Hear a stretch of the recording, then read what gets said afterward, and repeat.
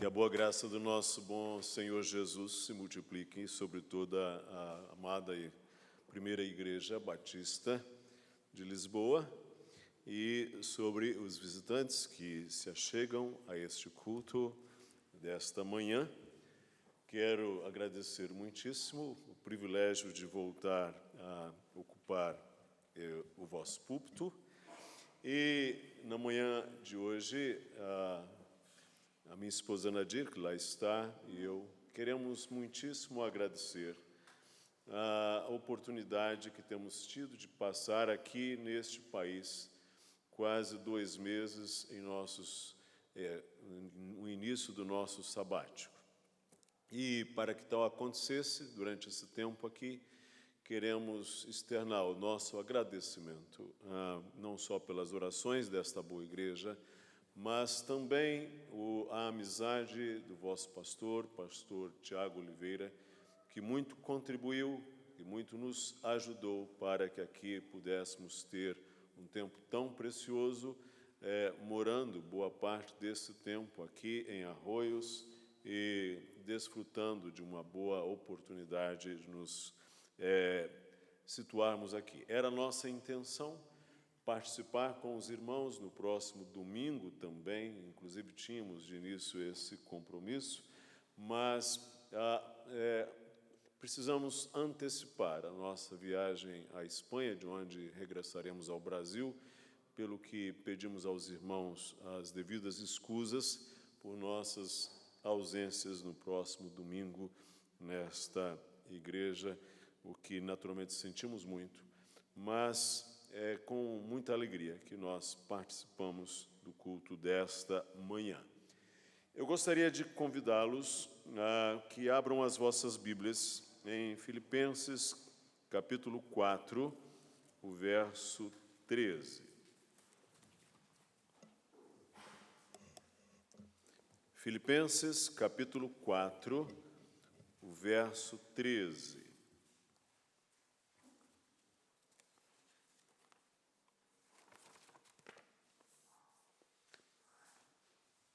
Em que se diz assim: posso todas as coisas naquele que me fortalece.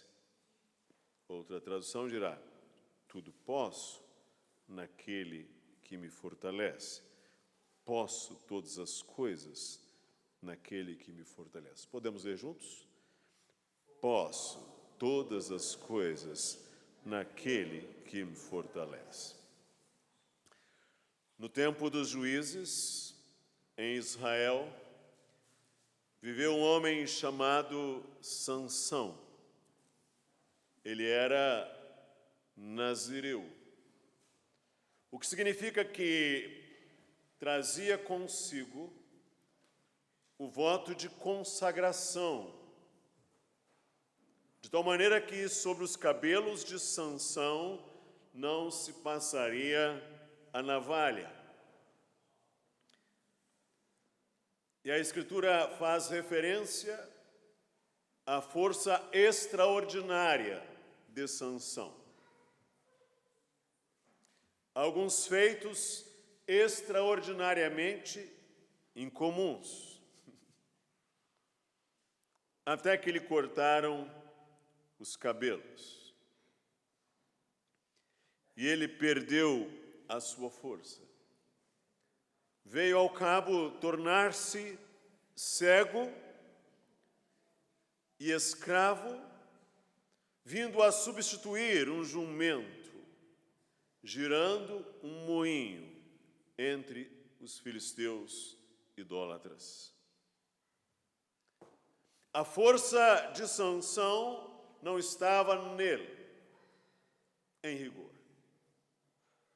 Estava na extraordinária graça de Deus, que se expressou desde o momento de um voto de inteira consagração.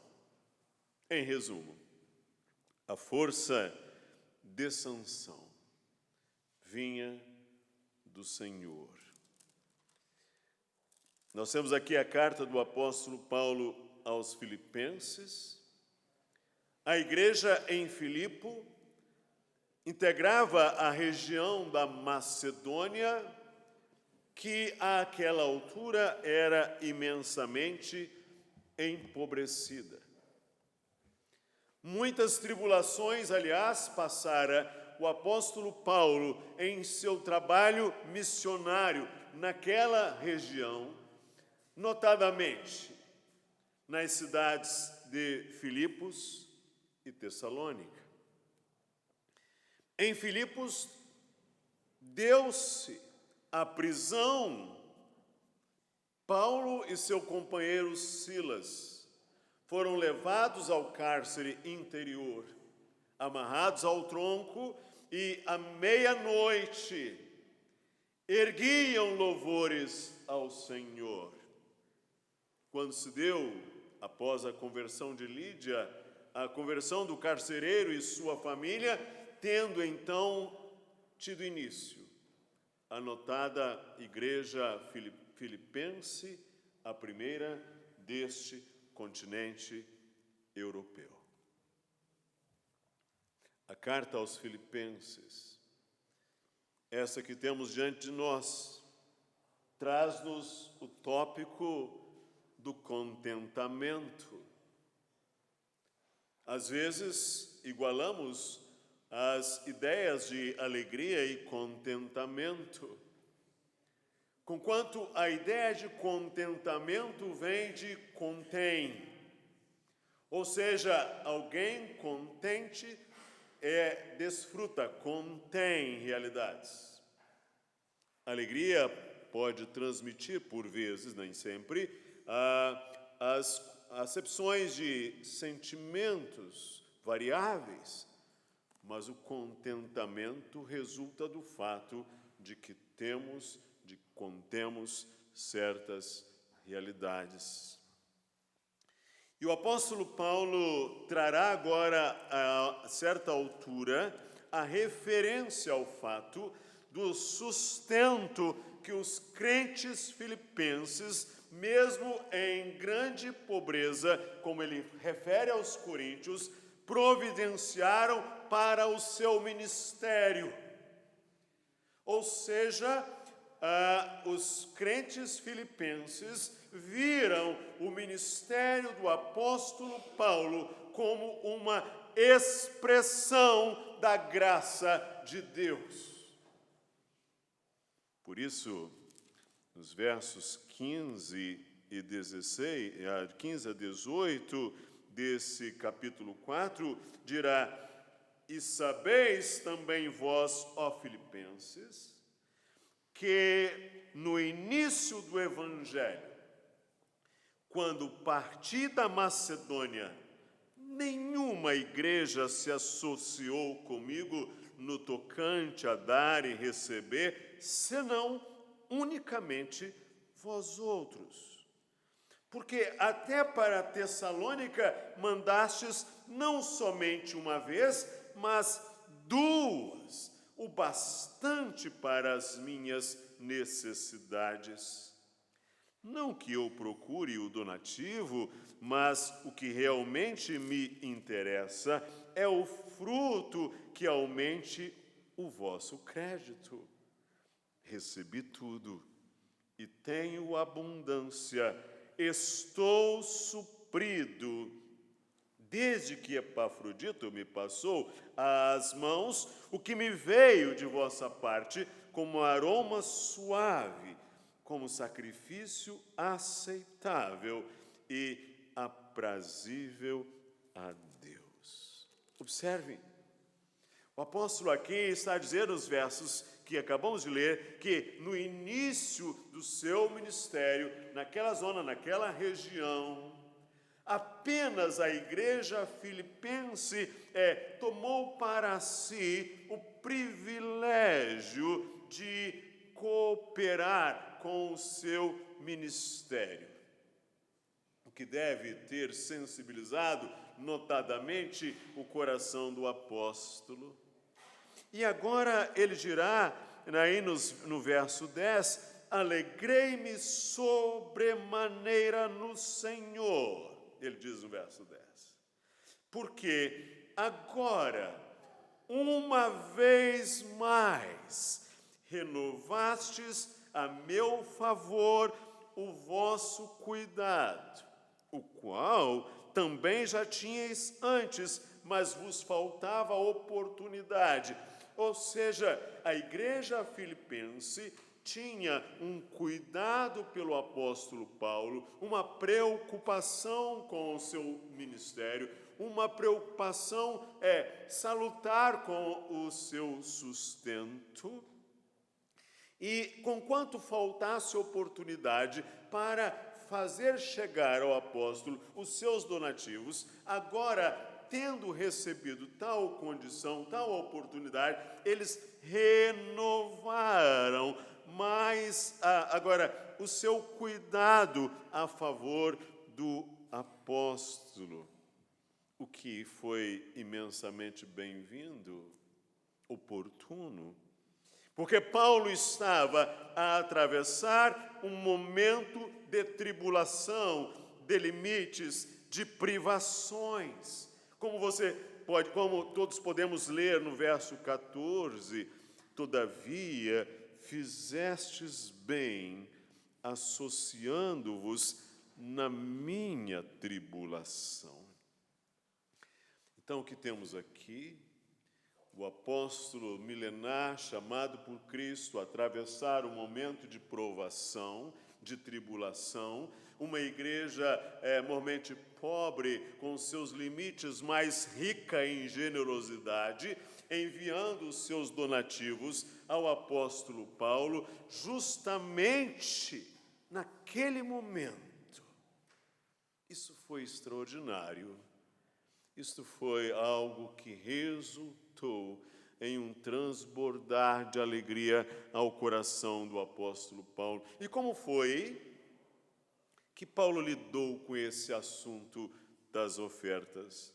Ele diz: fizestes bem, vós, ó filipenses, fizestes bem, associando-vos.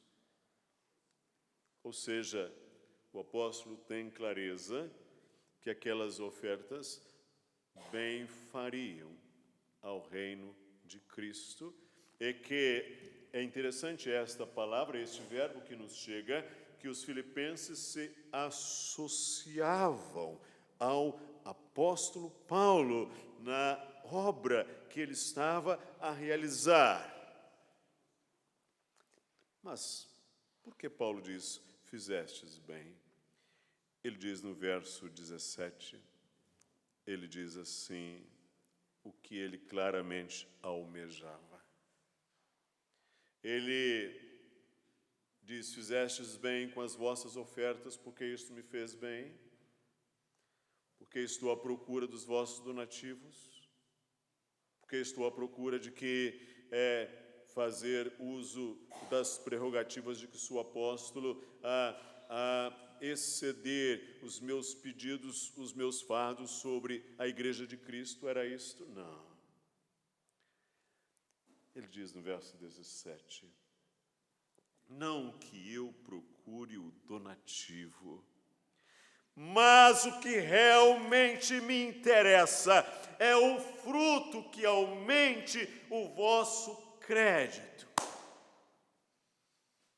O que realmente me interessa.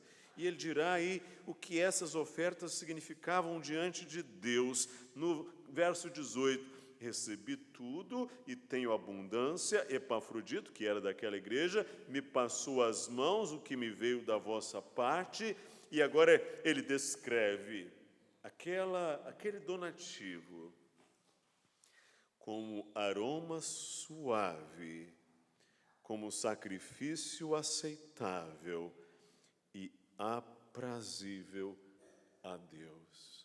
Ele está aqui a buscar uma linguagem do livro de Levítico para o cerimonial do culto, no qual Deus se agradava. Ele está a dizer aqui que aquelas ofertas, que aquela provisão, ela chegava diante de Deus como aroma suave e como sacrifício aceitável e aprazível a Deus. Em rigor, ele estava a dizer: esta igreja agradou o nosso Deus quando fez assim. E a confiança fundamental do apóstolo está no verso 19. E o meu Deus, segundo a sua riqueza em glória, há de suprir em Cristo Jesus cada uma de vossas necessidades. Olha isto, a convicção do apóstolo. Eles tiraram de sua pobreza, como diz o apóstolo aos Coríntios, para associarem-se ao ministério do apóstolo Paulo. Eles foram de abundância, de generosidade. O apóstolo diz: fizestes bem pelas razões que acabamos de mencionar. E agora o apóstolo nos traz esta palavra. E o meu Deus, segundo a sua riqueza em glória, há de suprir em Cristo Jesus cada uma de vossas necessidades. O apóstolo estava seguro de que o Senhor teria, sob os seus ternos cuidados, cada um dos irmãos da igreja generosa filipense. E o que é que Paulo aprendeu? Sim, ele diz que aprendeu algo. Ele aprendeu o cuidado e o fortalecimento providos pelo Senhor para nos ajudar a vivermos contentes em toda e qualquer situação. Ele diz aí tais palavras nos versos 11 a 13. Observem. Digo isto não por causa da pobreza, porque aprendi a viver contente em toda e qualquer situação. Tanto sei estar humilhado, como também ser honrado. De tudo e em todas as circunstâncias já tenho experiência, tanto de fartura como de fome, tanto de abundância como de escassez. O apóstolo Paulo diz que ele aprendeu a estar contente. Mesmo na pobreza, ele sabia ser humilhado, ele sabia ser honrado. Ele sabia ter a fartura e ele sabia passar alguma privação do alimento. Ele sabia ter abundância, mas ele conhecia também a escassez. E ele aprendeu a estar contente no Senhor em todas essas estações do trajeto da sua vida. E é nesse momento que ele faz a afirmação que lemos no início: posso todas estas coisas naquele que me fortalece. Posso todas estas coisas naquele que me fortalece. Tudo posso naquele que me fortalece. Tudo o quê? Tudo o quê? Aprendi a viver contente em toda situação. Sei estar humilhado, como também ser honrado. De tudo em todas as circunstâncias já tenho experiência, tanto de fartura como de fome, assim de abundância como de escassez. Tudo posso naquele que me fortalece. que isto nos ensina? Isto nos convoca, como leitores contemporâneos deste texto sagrado e deste modelo apostólico de fidelidade, tanto também daquela igreja de Cristo, berço do cristianismo europeu. O que isso nos chama? Nos chama ao desafio de igualmente retribuirmos em termos práticos a graça do ministério fiel.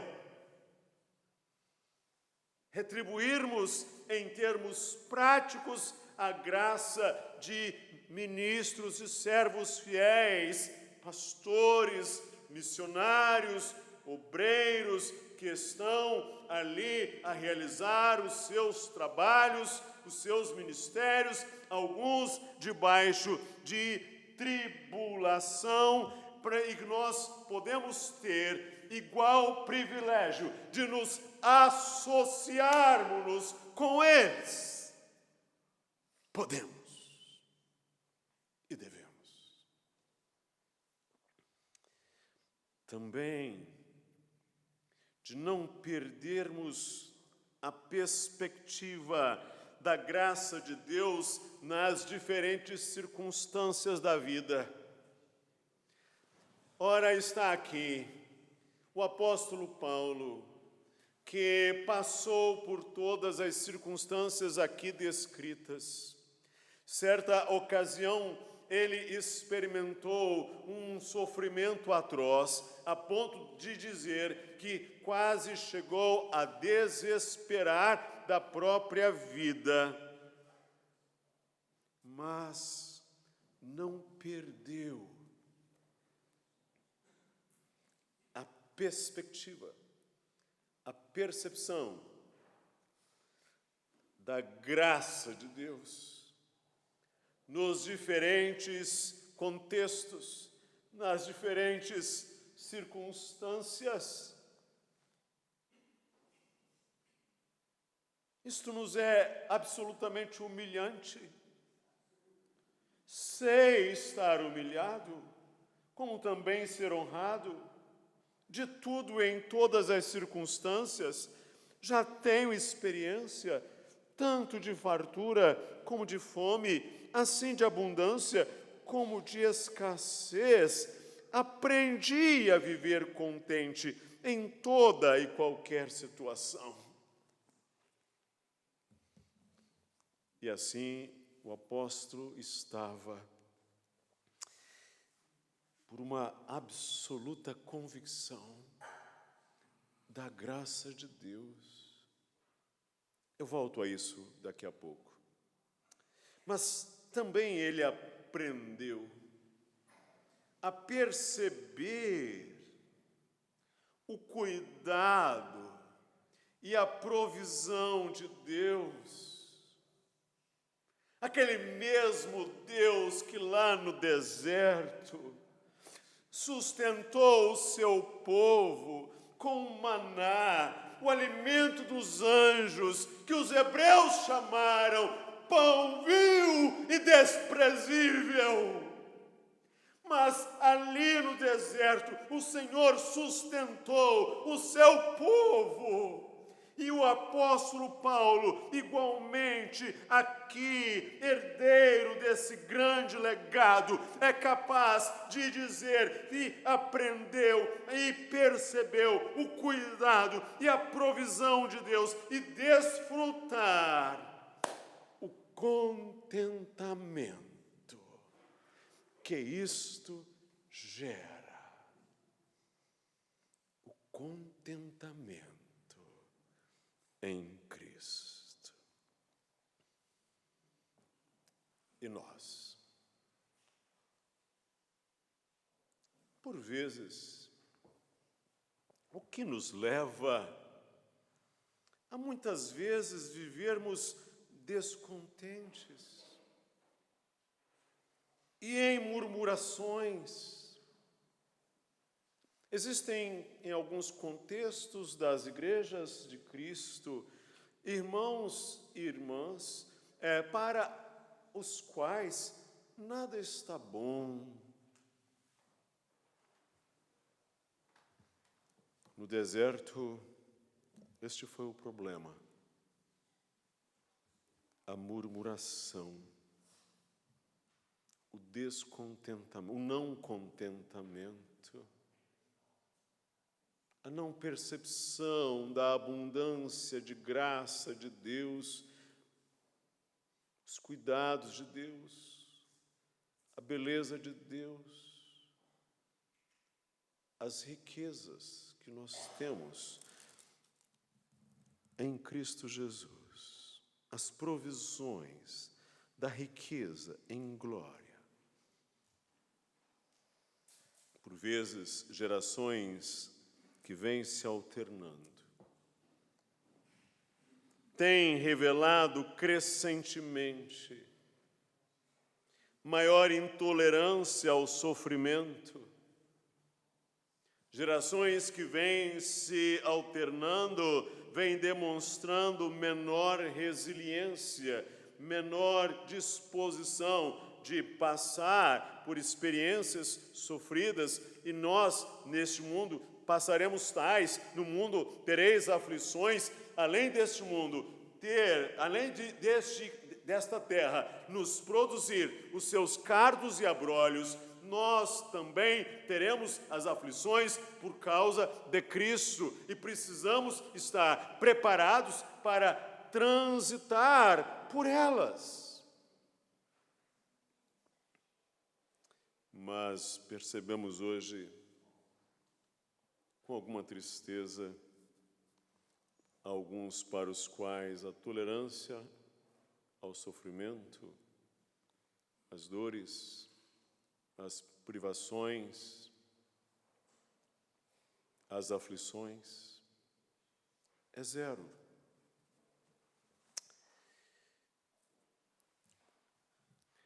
No Extremo Oriente, os elefantes sempre foram a montaria dos reis.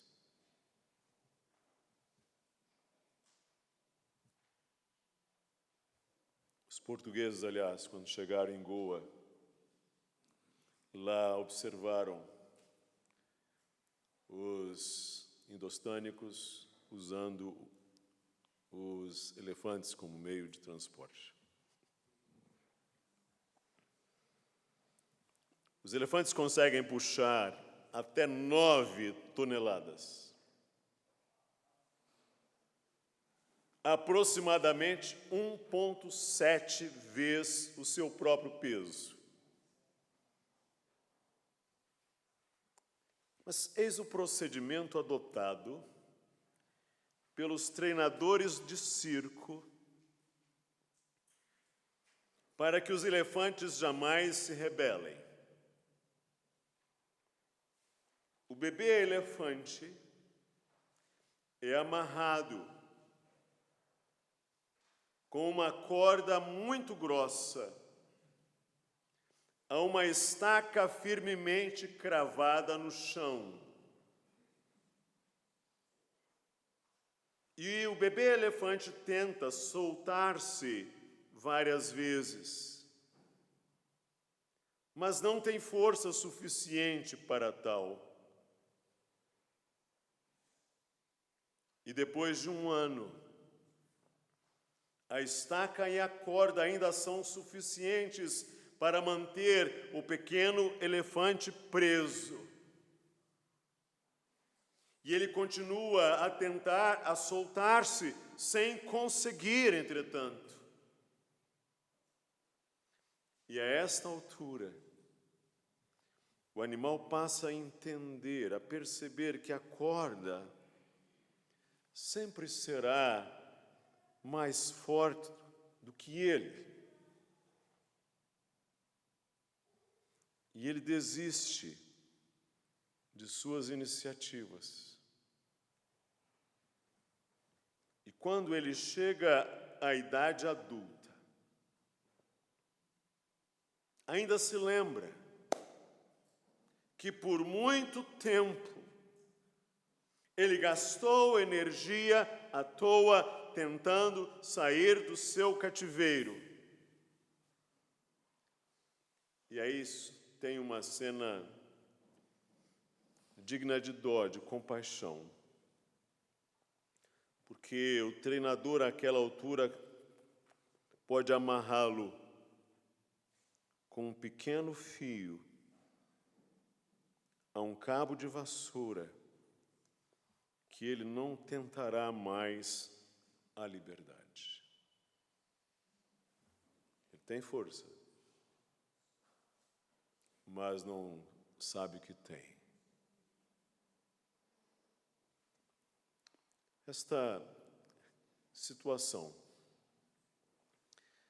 guarda relação com algumas pessoas que têm um Deus imenso, poderoso, grandioso,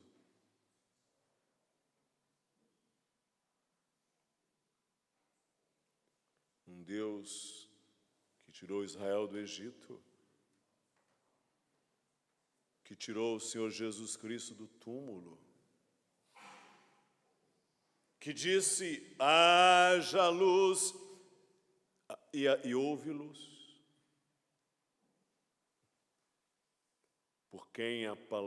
Por cuja palavra os céus e terra foram criados. Um Deus forte, alto e sublime.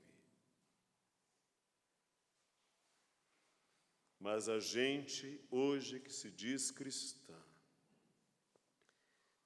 e que talvez se pareça um tanto, sob alguns aspectos, com o elefante amarrado ao cabo de vassoura.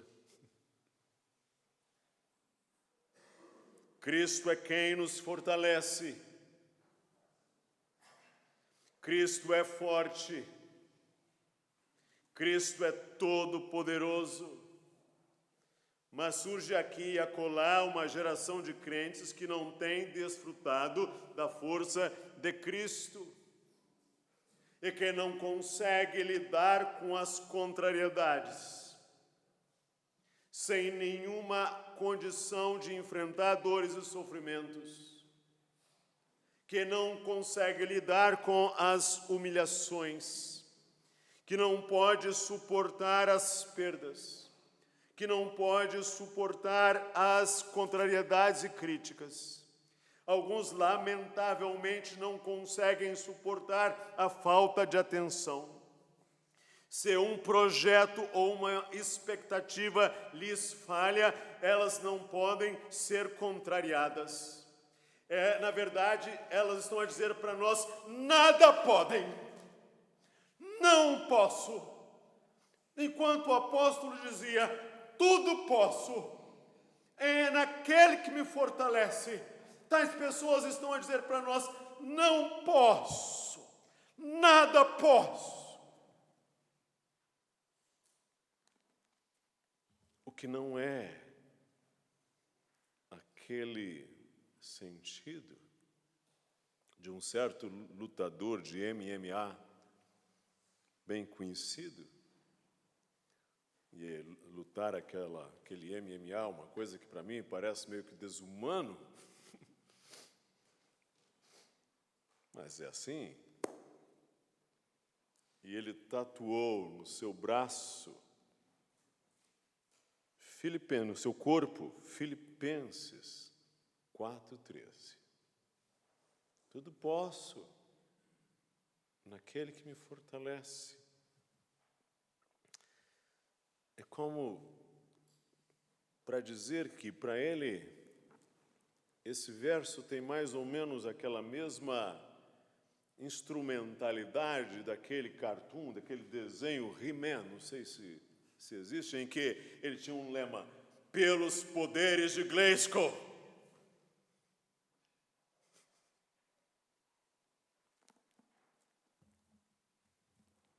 Mas não é isto. Paulo, Justamente por ser fraco em si mesmo e insuficiente, ele dirá, eu preciso ser fortalecido pelo Senhor. E ele dirá ainda mais, o poder de Deus se aperfeiçoa na fraqueza. Suas últimas palavras, derradeiras palavras, que ele as transmitiu ao apóstolo na segunda epístola a Timóteo. A certa altura ele dirá, palavras finais de fato, todos me abandonaram, mas o Senhor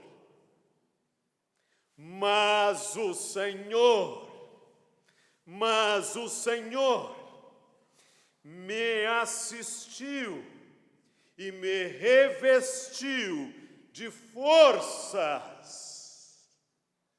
Este é o nosso Deus. Este continua a ser o mesmo Deus a quem nós servimos. O mesmo Deus. No fim das contas, esta percepção, esta compreensão da graça de Deus que possuía o apóstolo,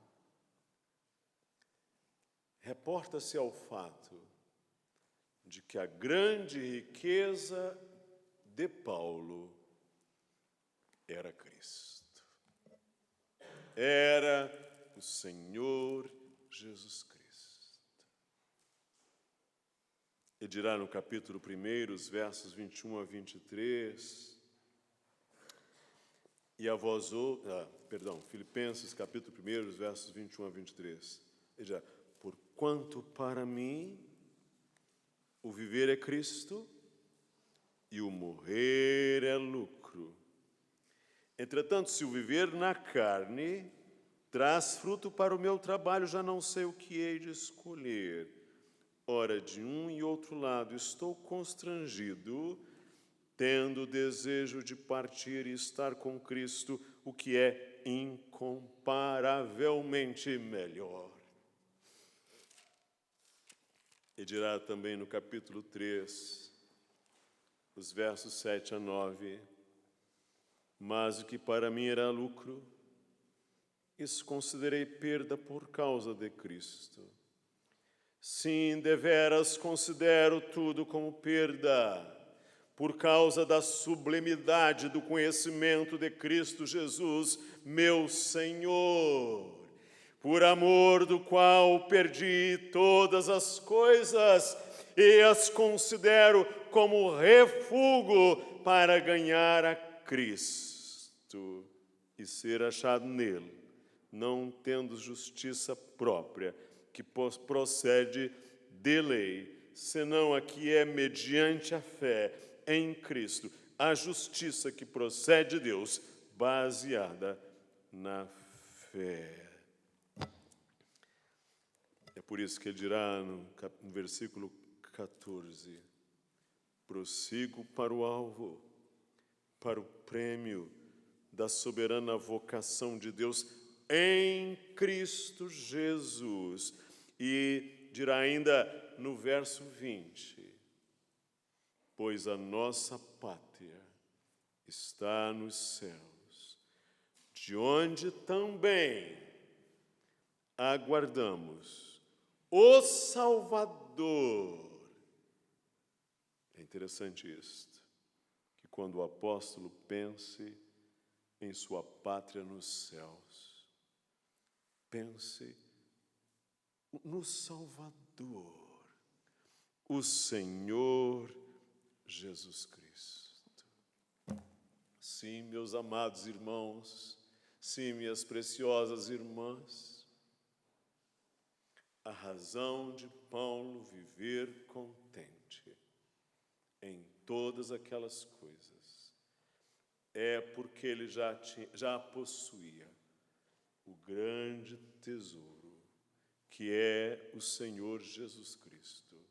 E desde o dia em que o Senhor Deus nos concedeu o seu Filho, e desde o dia em que o Senhor nos deu o seu Filho amado, e ele se tornou o amado de nossas almas, o Senhor nos concedeu tudo quanto precisávamos, e desde então tudo é lucro, viver é lucro, morrer é lucro.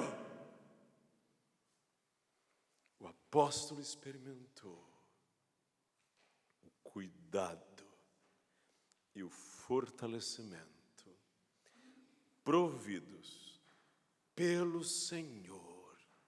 Desde então, ele aprendeu a viver contente em toda e qualquer situação, porque tinha a Cristo, ou ainda mais, Cristo o tinha em suas mãos.